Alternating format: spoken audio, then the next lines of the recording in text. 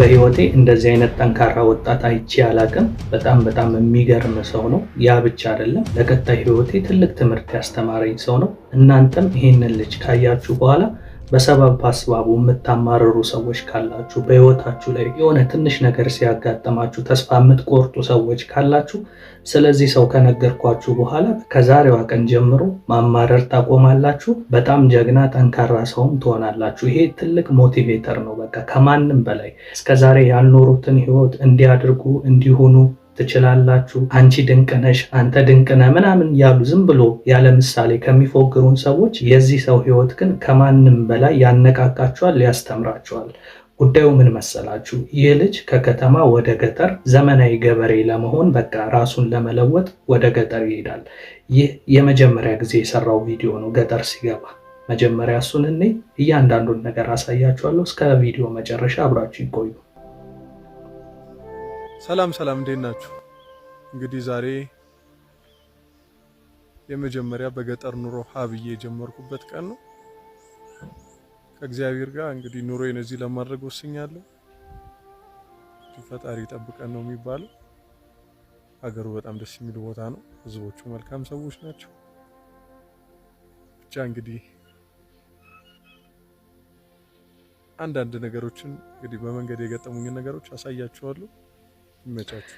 እንግዲህ እዚህ ቪዲዮ ላይ እንዳያችሁት ገጠር አንድ ብሎ ከገባ በኋላ እንዴት ራሱን ማደራጀት እንዳለበት በእያንዳንዱ ቀን የሚያጋጥመውን ነገር ቪዲዮ እየሰራ በቲክቶክ ላይ ይለቃል እና 1 2 3 ቀን እያለ እንግዲህ የተለያዩ ቀኖች ካለፈ በኋላ አሁን ቅርብ ጊዜ የመስቀል ጊዜ ማለት ነው። መስቀል ከመድረሱ በፊት ገጠር ከገባ በኋላ በጎች፣ ላሞች ምናምን የተለያዩ እንስሶችን ገዝቶ ነበርና እነሱን በረኝነት እየጠበቀ ባለበት ሰዓት አይኑን እንጨት ይመታዋል ማለት ነው። እስኪ ከራሱ አንደበት እንስማ። እንዴት ናችሁ? ዛሬ በረኝነት ላይ እንዳለው እንደምታዩት ቀኝ አይኔን እንጨት ተፈናጥሮ መቶኝ ኦልሞስት ምንም አይታየኝም፣ እንዳለ ደም ይዟል እና ወደ ሐኪም ቤት እየሄድኩኝ ነው። ህመሙን አልቻልኩትም ነው የምላችሁ እና ያው ሩቅ ነው እንደምታውቁት። ባጃጅ ደውዬ ጠርቻለሁ። በቪዲዮ ላይ እንደሰማችሁት ቀለል አድርጎ እንጨት ተፈናጥሮ አይኔን መቶኝ አሁን አይኔ ደም ቋጥሯል መሰለኝ አይታየኝም፣ ወደ ህክምና ልሂድ ነው ያለው። በቀጣይ ቀን ህክምና ቦታ ሄደና ብዙ ሰዎች በኮሜንት ላይ እንዴት ሆነ አይንህ ምናምን እያሉት ነበር። ምን እንደተፈጠረ አታምኑም። እኔ በጣም ነው የደነገጥኩት እውነት። እስኪ ከቪዲዮ ላይ የተፈጠረውን ነገር ስሙ። እንዴት ናችሁ? እኔ ያለው እግዚአብሔር ይመስገን። እንግዲህ በጠዋቱ በጎቻችንና ከብቶቻችንን እያበላን ያለ ነው። ያው የአይንን ውጤት ንገረኝ ስላላችሁ ልንገራችሁ። አይኔን ህክምናዬን ጨርሼ ነው የመጣሁት። አሁን ፍጹም ጤንነት ላይ ነው የምገኘው። ያው ነገር ግን ለአንዱ አይናችን ጤንነት ሲባል አንደኛው ሙሉ ለሙሉ ወጥቷል ማለት ነው እንደዚህ እና መነጽር የማደርገው ያው አንድ አይን ያለው ባፈር አይጮትም አይደል የሚባለው። በፊት 2 አይን ይዤ ነበር ይሄንን ተረት ምተረተው። አሁን ትክክለኛው ጊዜው መጥቷል። ስለዚህ ለአንድ አይኔ ስል ለሴፍቲ መነጽር አደርጋለሁ። በተጨማሪም ደግሞ ጤንነቱን ጠብቀዋለሁ። ለማንኛውም ማለት ነው እንደዛ ነው። እንዴት ነኝ ግን? መልኬ ምናምን አልተቀየረም። ቁንጅናዬ እንዳለ ነው ይመስለኛል ካልተሳሳትኩ። እንዲህ አይነት የልቦና ጽናት፣ እንዲህ አይነት ጥንካሬ አይታችሁ ታውቃላችሁ? እንደ ቀላል እኮ ነው። ለአንዱ አይኔ ጤንነት ሲባል አንደኛው አይኔ ጠፍቷል ነው ያለው። ይታያችሁ እንግዲህ ከቀናት በፊት 2 አይኔ ነበረው፣ ጤነኛ አይኔ ነበረው። በ2 አይኑ እንደፈለገ ቦታ ከቦታ እየተዟዟረ ሲሰራ የነበረ ልጅ አንድ አይኑ ጠፍቶ ይሄ አይኔ ጠፋ፣ ከዚህ በኋላ ተስፋ የለኝም፣ ስራዬን ማቋረጥ አለብኝ፣ በቃ ለኔ ገጠር አይሆንም፣ ወደ ከተማ ልመለስ ምናምን እንኳን አላለም። እንደምታዩት ቀለል አድርጎ ፈገግ ብሎ ስራውን ቀጥሏል። የሚገርም ነው። ተመልከቱ። በሌላኛው ቀን ላይ ቀጥታ ወደ ስራው የገባ ልጅ ነው። ቤታችን አዲስ እንግዳ አለ። አስጨናቂ ማለት እያስቸገረን ያለው እንግዲህ እንደምታዩት አንድ ወይፈን ገዝተን ይታያችኋል። ዛሬ የምታዩትን ጉድጓድ እየቆፈርኩት ያለሁት ለምን ይመስላችኋል?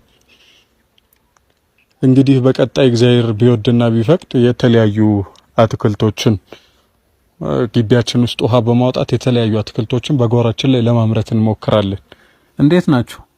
እንግዲህ ሁሉንም የሰብል ምርት ባያሟላም ባሉን ግብአቶች ለዶሮዎቻችን መኖ እያዘጋጀው ነው ማለት ነው። እንግዲህ በዚህ ሀገር ባል ወንድ ልጅ ቆጮ ሲጋገር ነውር ነው። በእኔ እምነት ደግሞ ነውሩ ሳይሰሩ መብላት። እንዴት ናችሁ?